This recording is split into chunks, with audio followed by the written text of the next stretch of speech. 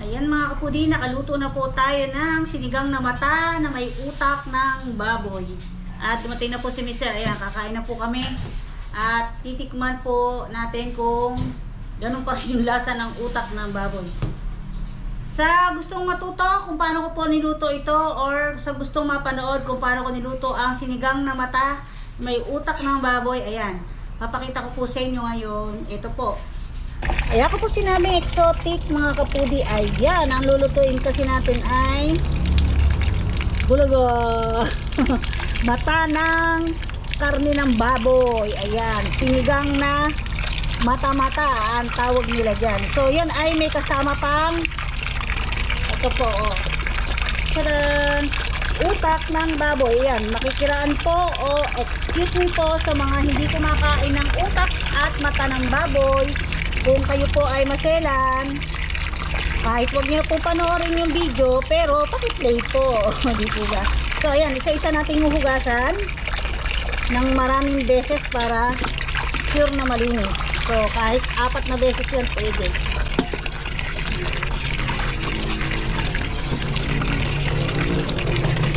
Ginagusan ko na yan kanina, binabad ko na para medyo mawala yung dugo ng baboy. Tapos may mga bugbog na buto yan. Ayan. Hirap kainin niya. Yung iba, ang ginagawa pagpakulo ay hinihimay. Tapos natin yung unang banlaw. Ibalik po uli natin. Hinihimay po yan kasi ang dami nga po ng mga buto-buto. Ayan, mga ganyan. So ayaw naman natin kumain ng masasaktan ng ating mga ngipin. At saka masarap po yan mga kapatid. Ugas naman natin. Ay sinigang or nilaga. Yan, sinigang sa sampalok na mayroong gabi at syempre sitaw. Kapatid lagi ng aming sinigang na gabi ay may sitaw. So yan. Ugasan natin ng maraming beses. Tapos forward yan. Ayan mo lang sa ganun.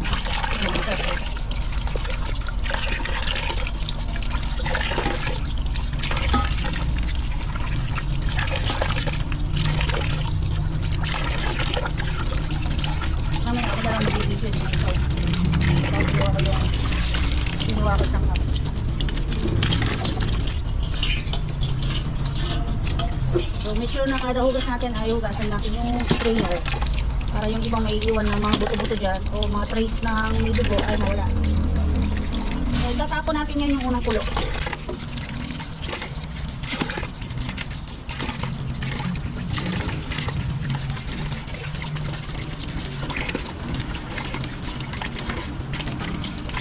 Parang nasa mo? Nasa mo? Parang nasa mo?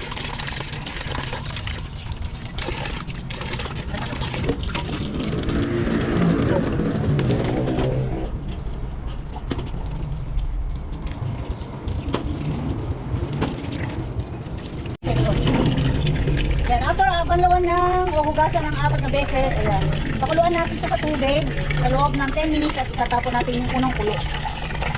Ayan, medyo ilubog natin sa tubig para lahat ay makuluan.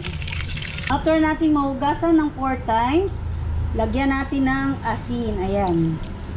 Estimated ko dyan ay 2 teaspoon or mahigit pa sa 1 tablespoon siguro. So ayan, ilubog natin mabuti at nang masama yung asin sa ating kamay. Yan, ngayon pakuluan muna natin. Sarang natin dito. Bantay tayo kumulo at magbilang tayo ng 10 minutes. Ayan. Meron tayo ditong sitaw, pechay, gabi, at pampaasim na sampalok. Or gusto nyo naman, ayan, may kasama ring bunga yan. So hindi ko muna ilalagay lahat kasi sumobra, baka sumobra sa asim. At siling panigang, ayan. Kung wala kayong pechay na mabili, okay lang, pwede naman yung kangkong. Yan. So hihiwain ko muna yung mga gulay bago natin hugasan. Or pwede nyo naman hugasan muna bago hiwain. So bite size yung ating hiwa. Huwag masyadong malaki, huwag masyadong maliit. Tama po na nakahiwa na tayo ng mga gulay. Pag kumulo na yung ating karne. Yan. Yung ating mata-mata ng baboy. So, check lang natin yung sitaw. Minsan may butas-butas yan. Mayroon siyang insekto sa loob.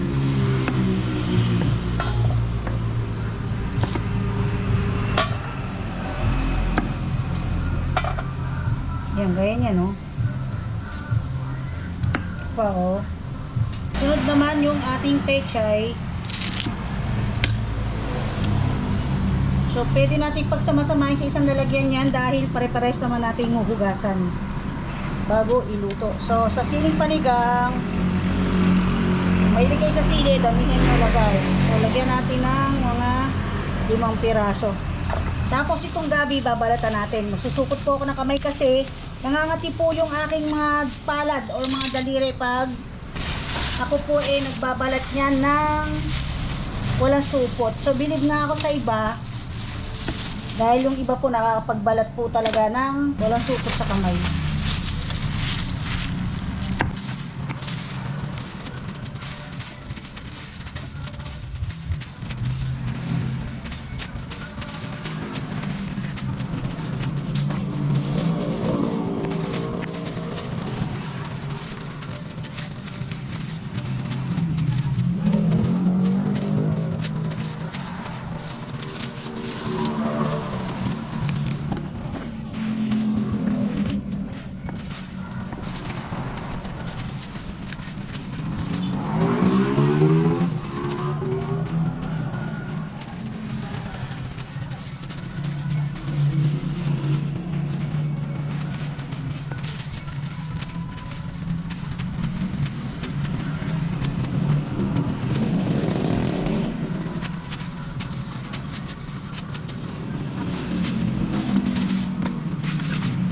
Yan, hugasan natin mabuti yung ating mga gulay.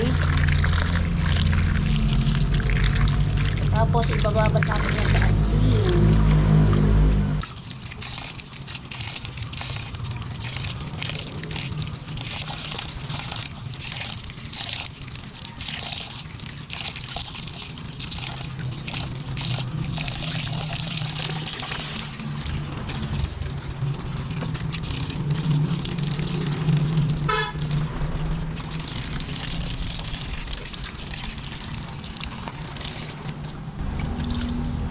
Ayan, hugasan na natin. Set aside po muna natin para mamaya natin ilalagay ang ating gulay sa ating sinigang na mata. Ngayon po, ito po yung ating utak ng baboy, mga kaputi. So, pwede natin siyang i-transfer dito sa malinis na supot ng ulam o supot labo. Kasi po, malagkit po yan.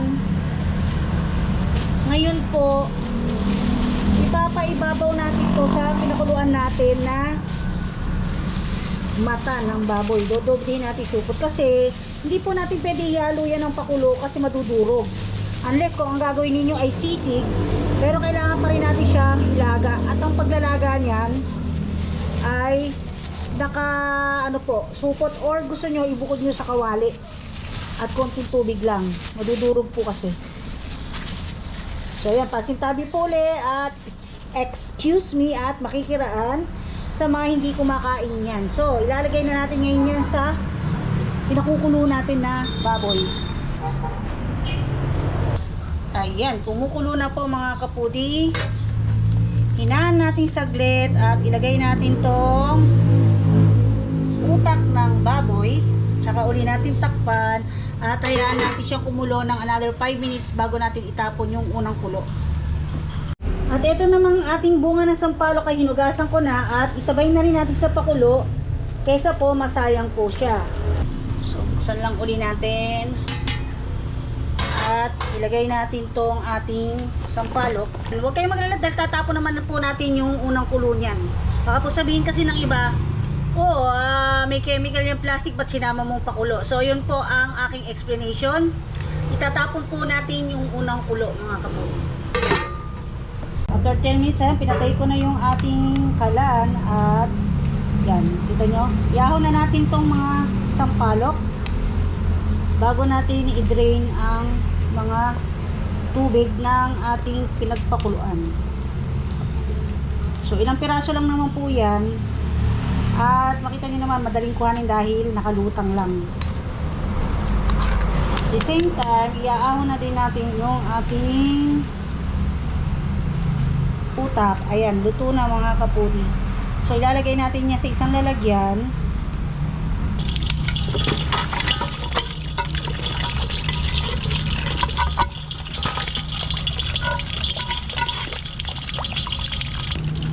Ayan, ugasan po ulit natin.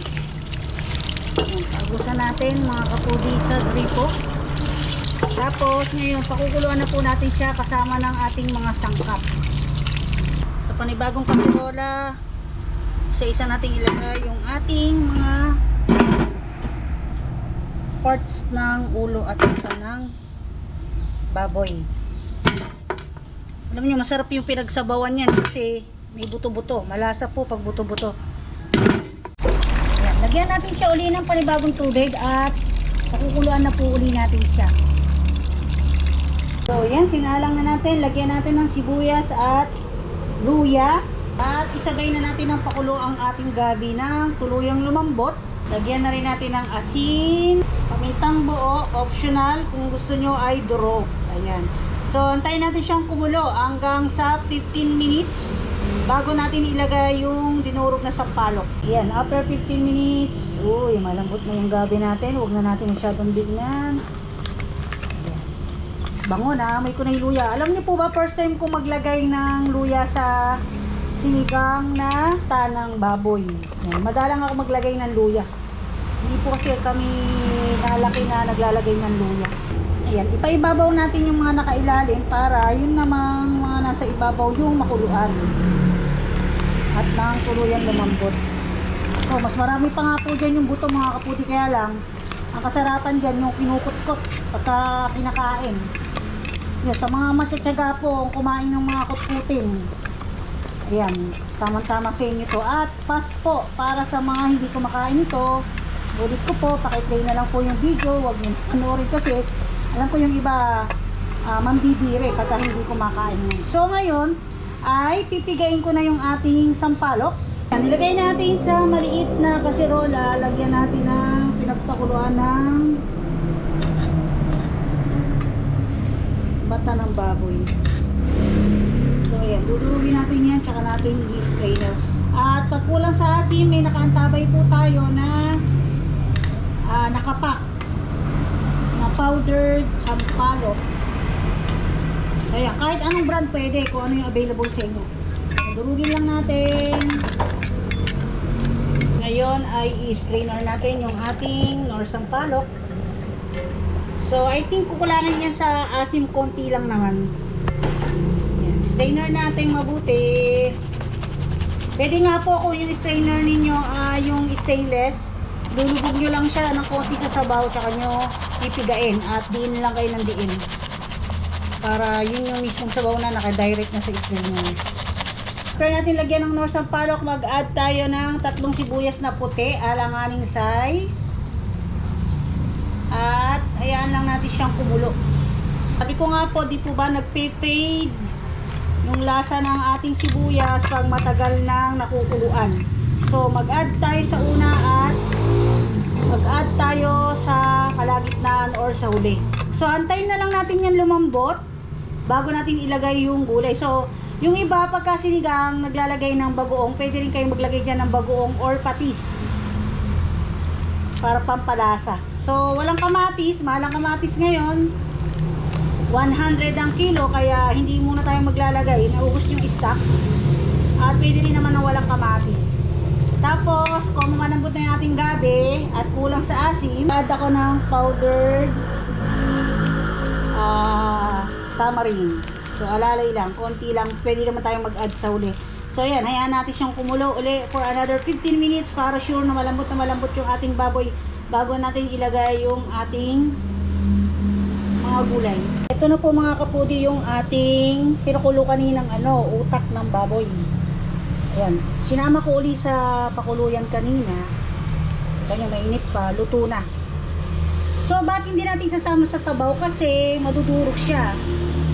The best way po na kumain yan ay kung kakain na kayo, ilagay nyo na sa mangkok at babantuan nyo ng kumukulong sabaw ng ating niluto na sinigang. Ibig sabihin ng babantuan ay yung mainit na sabaw ang ilalagay natin dito sa ating mangkok. Lagyan nyo na rin ng kasamang gulay at saka ng karne. After 15 minutes, ilagay na natin lahat ng gulay. Nakita nyo, na-reduce na yung sabaw ng ating pinakukulo. Yan, diin na natin at i-high fire na natin yung ating kalan para madaling maluto yung ating gulay. So, diinan lang natin ng diin na ang ating gulay ay lulubog sa sabaw para po maluto yung ating gulay. So, didiinan lang natin.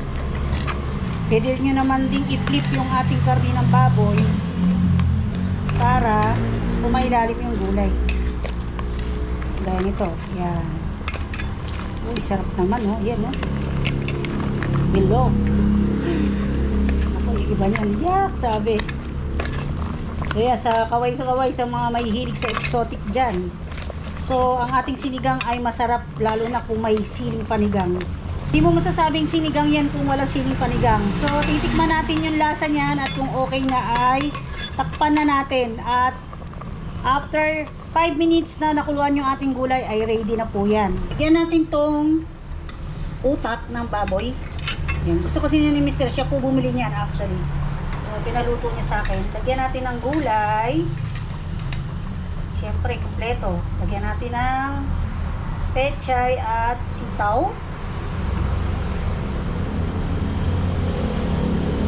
Ngayon, kung hindi pa kayo kakain, pwede naman po ninyong iinit yung sabaw. Mag-refill na tayo ng sabaw, mga kapudi. Imus pa.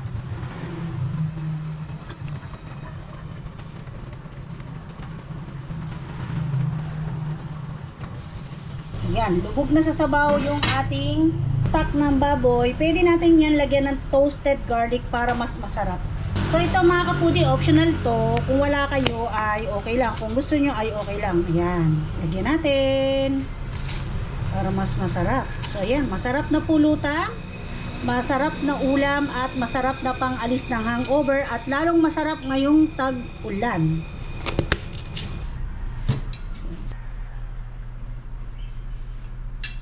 Yun, bumukod siya. Nandito yung utak eh. Ito na po, kakain na po tayo at kunin natin ng sili. Para sa siling panigang. Nandito yung utak ko nakatago. Ayun. So hindi po nakakaalam kung ano lasa ng utak ng baboy. Ito po ay lasang Penoy. Ito po yung mata. Tinatanong ni doktora kanina kung kumakain siya. Kung mata daw ba yung kinakain niya, ayaw niya kumain. Ito po yung may mata, oh, may kulay itim sa gitna. Pero yung pinakabilog niya na matigas, yung kagaya na sa isda, wala na. Nung pinakulo ko po kanina ay nasama na po sa tinapon ko unang pakulo.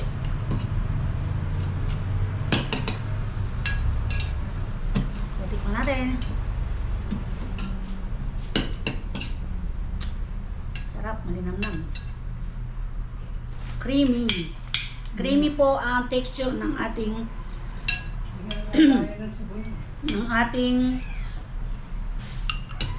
utak ng baboy. Piga ko yung binili mo tapos sinamahan ko pa ng powder.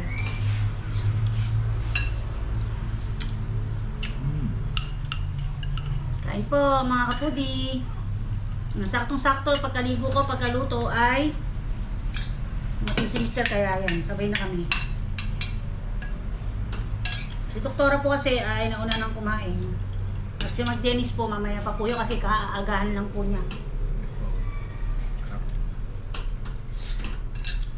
Sarap ba? Saan ka nakabili niyan? Tangos. Buti may naabutan ka pa. Binigay nga sa akin lahat. Pero madarang lang yun eh, no?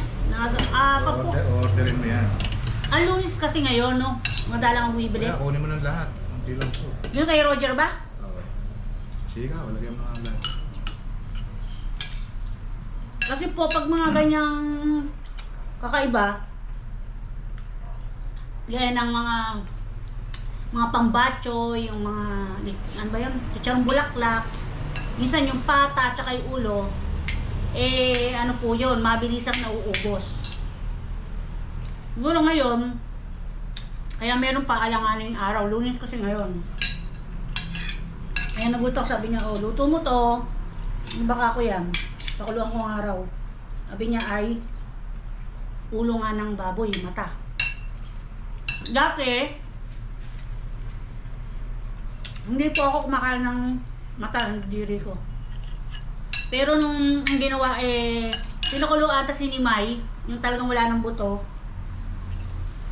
tas sinigang, sarap.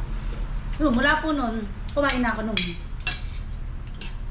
Parang may asawa na yata ako yung anak ko na po yung panganay namin, mister. Yun lang, sabi ko nga, medyo maraming buto lang. So, ito na yung mata. Paano yung malalaman may mata? Yung may kulay siyang black. Ayun, explanation po pala mga kapudi kung bakit tinawag na doktora si doktora o yung anak naming bunso na si Desiree, hindi naman po siya doktor. So, ganito po siya.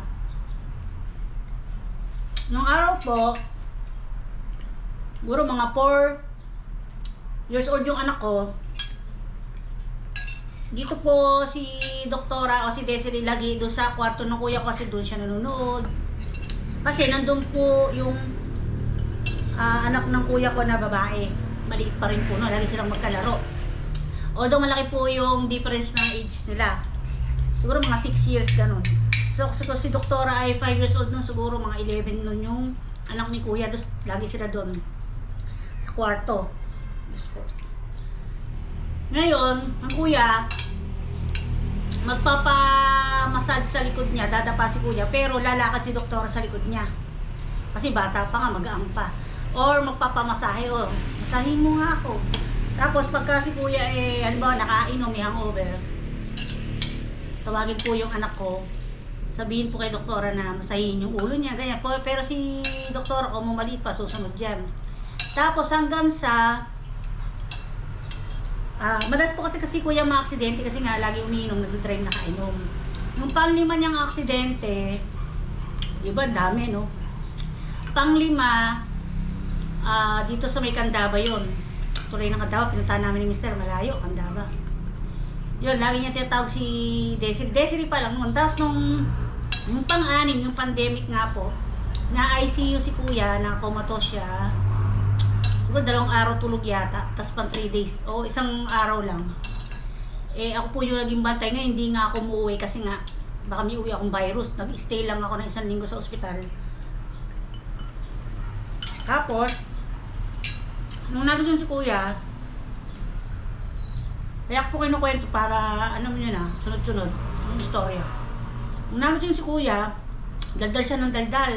Kung ano yung maalala niya, kinukwento niya. Pero sinabi ng doktor, kung mga naumpog yung ulo. Malakas po kasi yung pagkakabag ng ulo niya. May bumukol po dito na silaki ng yelo, tigil 5 piso dito. Kasi, ang explanation niya, yung payong, minitbit niya sa may manubela, umipit sa gulong. Tumumba siya, umampas yung ulo niya sa gutter ng tulay ng Candaba.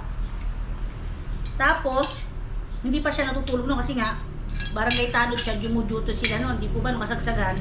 Lagi naka-duty ang mga opisyal ng barangay dahil bawal nga lumabas yung mga tao sa bahay. Nakabantay sila. Checkpoint. Dito sa gawin namin yung checkpoint dahil boundary to ng Candaba at Baliwag. Tapos nung nakauwi na siya, nakauwi na siya sa ospital kasi napumilit po talaga siya umuwi. Sabi niya, papatayin daw namin siya. Gusto ko raw siyang mamatay kasi nga uso COVID, magkaka-COVID daw siya sa ospital, magkakasakit daw siya doon, ganyan-ganyan. Gusto ko na raw siyang mamatay. Pero inunawa ko na kasi nga iba na yung utak niya. Dahil nga naumpog. Pero sabi naman ng doktor, babalik din naman yun, kaya lang, pero may pagbabago na. Tapos kailangan nga niyang uminom ng gamot kasi may namuupong dugo sa utak niya. Ngayon, pag uwi niya po dito, ayaw niya pong inumin yung mga gamot na nireseta ng doktor. Ang tangi lang po nakapagpainom sa kanya si Desiree. Tapos, nung pinainom siya, tawag na nga sa kanya nun, mula nun ay doktora. Doon po nag-start na palagi na namin tinatawag siya doktora kasi si kuya sisigaw, doktora, dok, ganon. Yung gamot ko, iyaw na yon. Ngayon si doktora ko, bata pa, Natawa lang yun, ay abot ko sa kay doktora yung gamot o kay Desiree kung alin yung nakatime na iinumin niya. Hanggang sa, yun na nga, hindi pa ako nagbablog nun. Tapos yung sa nagblog ako, nakarating kami kay Ka-Farmer, ang tawag na nga po namin sa kanya, doktora. Hanggang sa yung mga naunang viewers ko na hanggang ngayon naka-stay, alam po na doktora yung tawag sa kanya. Screen name, kumbaga. Hindi naman po awkward na tawagin siya doktora kung hindi siya doktora. Kasi, napansin niyo naman sa mga movie, teleserye sa TV, kahit hindi ito doktor, di ba, doc? Kasi nga, yun yung role. Kaya lang, kumbaga, parang yun ang nakasanayan naming tawag hanggang sa parang yun ang nag-i-screen name niya sa YouTube, doktora. At doon naman po sa nagtatanong na kung sa school, anong tawag kay doktora, hindi po siya tinatawag sa school na doktora, Desiree, yan, Des po ang tawag sa kanya, D-E-S-S. Ang tawag sa kanya ng mga teacher niya at mga classmate niya. Tapos, yung biyanan ko, yung pinanganak pa lang siya, ang bansag naman sa kanya ay Desire. Dahil ang spelling ng Desiree niya ay halos ka-spelling ng Desire. So, tawag naman ng biyanan ko hanggang ngayon Desire. Si, ano naman po, si kuya ay doktora. Kami naman, ako minsan yan nga, pag nagbablog doktora, parang automatic na nakasit sa utak ko, doktora, yan. Pero pag minsan, Desiree tawag ko, ganun po. Tapos yun nga, marami rin nagtatanong siguro nga po, bago pong viewers po yung nanonood niya yun, kaya nagtatanong po siya. So ayun, maraming salamat po. At na-explain ko na rin po yan sa mga naunang vlog ko. Ngayon, inulit ko na lang po para doon sa mga bago na hindi nakakaalam. At minsan, pag pinopost ko po siya, pag may mga achievements at award, doktora po yung inaano ko sa kanya para ma-recognize po siya ng ibang friend ko na viewers ko po sa YouTube. Kasi syempre po proud ako dahil kahit pa paano nakikita ko yung path ng anak ko sa pag-aaral at sa paglaki niya okay dahil yun nga, may mga award din siya. Ibig sabihin, nagsusumikap siyang mag-aaral, nag-aaral siyang mabuti. Parang may minsan, alam ko, meron parang nagtataas ng kilay. Parang gano'n kasi nga, parang comment doktor talaga. Parang kahit di man sabihin, parang alam ko na hindi nga kayo mayaman, parang mag-aaral ng doktor. Hindi po niya pangarap na maging doktor. Yan, kiniklear ko lang. Una niya sinabi sa akin, gusto niya maging teacher. Pero hindi ko alam kung hanggang sa paglaki niya ay yun pa rin ang gusto niya mangyari. Kasi sa ngayon nakikita ko ang hirap maging teacher. Saludo ko sa mga teacher talaga. Kasi lahat naman tayo, lahat ng kung ano man yung profession mo yun, kung attorney ka man o kung doktor ka man, hindi ka magiging ganyan kung hindi dahil sa nagturo sa'yo o naging professor at teacher mo. Although, kailangan pa rin ng pera para suporta, di po ba? At kung hindi kaya ng utak ng estudyante. So, yun, sana po naging malinaw. Gaya po ni Bing. Actually po, pangalan niya ay Marvin. Ang palayo po niya ay Bing, B-I-N-G. Pero, dahil siguro, pag rinig nila sa YouTube ay Ding. Pag nag-comment po sila, Sir Ding, ganyan. Hanggang sa ngayon, yun na rin po sinasabi ko, ding, ding dong, ganyan.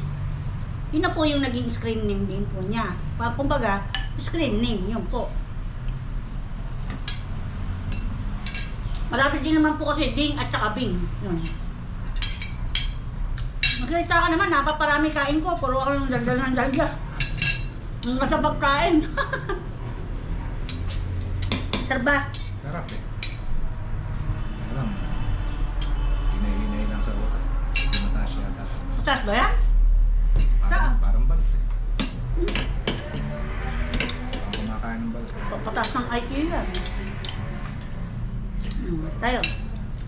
Dapat pala niya nasawsawa suka para balot na balot. Ay, penoy. Penoy na penoy. Tapos na nakita ko sa tangos ka rin eh. Ano ba ito? Bakit masasabaw ka ano? Oo, masarap ka ako pakain. Sarap nga po talaga dito, sinabawan. Mukhang ano eh. Kulang ka ako kaya masasabaw tayo. At try na natin itong ilaga. Hindi pa. Masarap ka kasi. Kaya ang binukod ko na agad yung atay kasi nga na pag hinalo ko, pag niluto, ano lang siya eh, kakalat no, dudurog. Sa sisig, di ba nilalagay ng iba to? Oo, na ano. Kung wala lang po siyang service, siya talaga paglulutuin ko eh. Para may part 2 na yung luto serye niya. Ano yung mga mata? Ha? Mata wala. Hindi ko naman ginalaw yan. Ano yun? Pumatok yung iba. May part ata na mata. Hindi siya naman totally lahat mata, di ba? Baka nataga nung ano.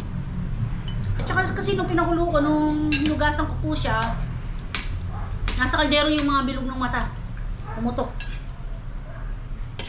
Kaya hindi ma-identify. Unless, pagkakulo, pwede nyo siyang himayin, ialis nyo sa buto.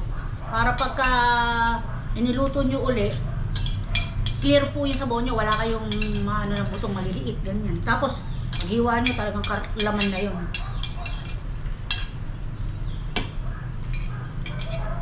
Sarap niya lalo kung mainit yung sabaw. Ito po. Puta. Gabi. So ayun, sana po na-explain ko po sa inyo at hindi po kayo natutuwa na tinatawag si doktora ng doktora dahil di naman po doktor. Eh pagbigyan nyo na lang po. Pero actually po, pagka tinatawag si doktora ng doktora, ayaw na niya kasi nagdadalaga na. Huwag mo na ako tawagin doktora. Sabi ko ano, basta ayoko na tawagin mo ang doktora, sabi niya. Hindi naman siguro baka na, pero hindi naman siguro siya nagko-comment, nagbabasa ng comment, pero sabi nga niya, huwag mo na ako tawagin doktora. Sabi niya, ayoko. Ayaw niya. Pero dahil nga, nakasanayan ko na tawagin doktora, so ayun na. At habang kumakain tayo, baka po kasi nakalimutan ko yung dagdag shoutout. Ito po, yung mga nauna kong na-shoutout, huwag po kayo magagalit sa kanya kasi papyaw lang po ito. Ito yung mga nagbagong nag-comment. Ayan nyo po, sa isang vlog naman po, magsi-shoutout po ulit tayo kasama yung unang shoutout at saka yung ngayon. So ayan, shoutout po Sir Raul Marcelino, Ayon Joan Hermones, Luz Lacson, Annette Meneses, Analisa Ramos, Ramil Castro, Elvis Kitchenet, Kitch James San, Jonalyn Palino. Yan, yung mga mga bagger ng AA Supermarket. Ayan, shoutout sa inyo. At pagutihin nyo pa ang pagtatrabaho dyan. Saka tama lang yun. Maging masaya kayo habang nasa checkout. So alam ko checkout ang tawag sa bagger at saka cashier kasi naging cashier po ako ng Pure Gold dati. So Sir Lexton Sikwa at Ma'am Pia Sikwa. Ayan, shoutout po sa inyo. Ayan. At yan, Ate Gemma, maraming salamat po kasi nagbigay naman po si Ate Gemma ng 500 kay Doktora. So, kay Doktora na yung matagal na. Actually, yung naibigay ni Sir Robert at saka yung ayaw po magpabanggit na pangalan. Nung nag-grocery po ako, ay sumama siya. So, nakapag-grocery siya ng marami. Bumili siya ng malaking beer brand na gatas, saka Milo, saka yung mga biskwit, yan, mga kutkutin. So, hindi ko na lang po na-i-vlog. Kasi minsan po, nahiya siguro si Doktora. Kaya sabi niya, Ma, huwag mo nang i-vlog. Nahiya po siguro. Kaya lang, gusto ko naman din kasi pong i-vlog. Kasi, para mapanood din po nung nagbigay ng pera, na talagang kay Doktora po napupunta yung pera. So, yan, minsan nakakalimutan ko lang din po talaga na i-video pa si Doktora para personal siyang mag-thank you. So, sa ganung paraan po sana, pagpasensyaan nyo ako kasi hindi pa naman po talaga ako ganun ka-professional na mag-vlog at saka mag-video. Ang dami ko rin pong nakakalimutan. Kasi sa totoo lang po, hindi naman po basta vlog lang din po yung ginagawa ko. Kasi yun, iniintindi ko pa rin si nanay, sinusundo, parang hinahati ko din po yung oras ko. Tapos pagka kailangan ako ni Doktora, alalayan na si Doktora. Tapos yung gawain bahay, tapos pa-order. Tapos yun nga, pag si Mark Dennis naman, or yung panganay ko naman, ang may kailangan. So yun po, at nagpapasalamat ako kasi patuloy nyo pa rin akong tinutulungan sa pamamagitan ng panonood ng aking vlog at sa pagsuporta ninyo. Yan, sa mga bagong subscriber ko po, maraming salamat at syempre, maraming salamat din po sa dati na at nagtsatsaga hanggang ngayon na manood po sa akin. So, pagpapakitaan nyo po ako kung hindi po ako ganun kahibihasang mag-vlog. So, yun po. Yun, medyo, ayan, napansin nyo, medyo nag-vlog na ako ng madalas kasi sabi ko sayang nga kasi nung mga nakaraan naman nalulungkot din ako pag mababa yung views ko, kaya lang natanggap ko naman din sa sarili ko na kung hanggang doon yata parang doon ganun, sige. Pero po hanggat maaari, nag-update pa nga rin po ako ng mga nakaraang araw. So ngayon, ayan, medyo dinadalasan ko na. Tapos pag yung may lutong ganyan, sinasamahan ko na nga rin ng pagkain sa table hanggat maaari. Kasi ang hirap po yung magluluto ka, tapos kailangan mag-video.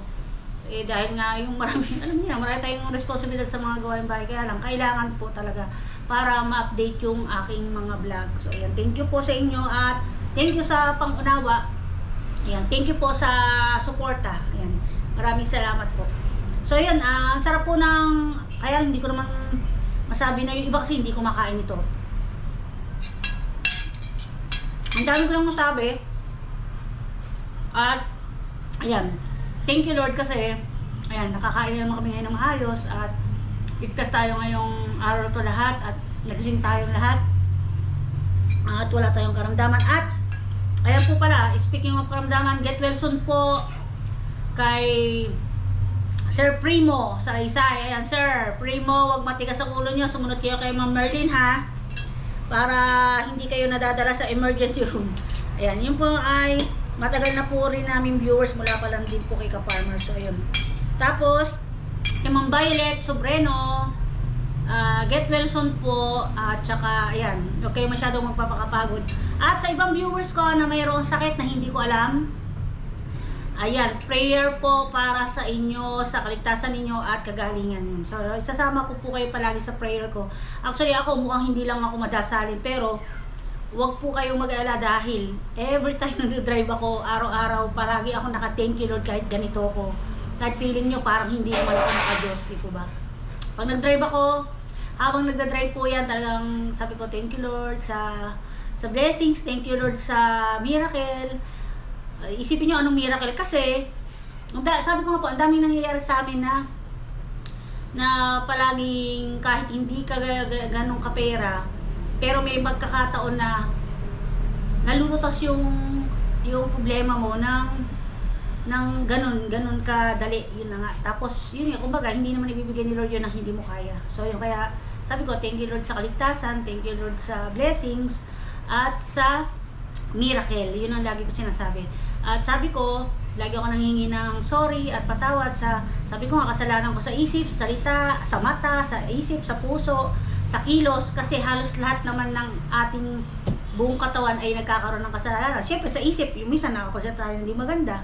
Di po ba sa salita, sa isip naman, naiisip natin yung hindi, minsan biglang parang nagiging judgmental tayo. Ganun po, yun po yung talagang hihingi ko ng tawad. Kaya akala po siguro ng iba, baka hindi ako maka-Diyos. Ang tao naman, hindi naman porke nagbablog at hindi puro Lord, Lord ang binabanggit, hindi na maka-Diyos. Sabi nga po, don't judge the book by its cover. Mas mainam pa nga po yung, kasi yung iba pakitang tao lang. Hindi ko naman po nila lahat ha. Wala po akong pinatataman.